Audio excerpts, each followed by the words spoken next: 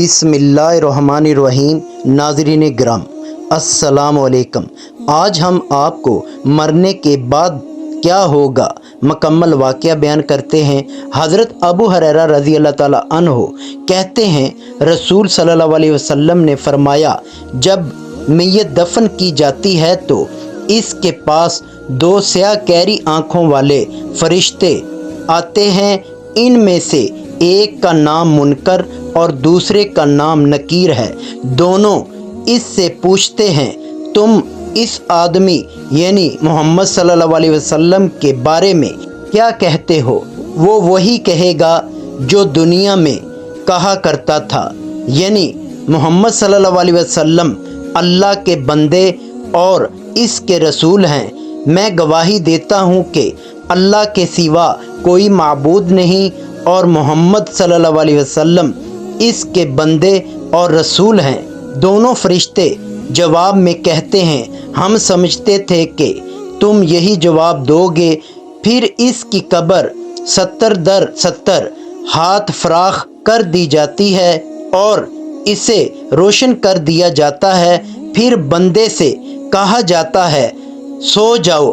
वो कहता है, मैं अपने अहलो अयाल में वापस जाकर उन्हें अपनी मग़फ़रत की खबर देना चाहता हूँ। फरिश्ते जवाब में कहते हैं, ये मुमकिन नहीं, बल्कि अब तुम दुल्हन की नींद जैसी पुरसकून नींद सो जाओ, जिसे इसके महबूब के अलावा कोई नहीं जगाता।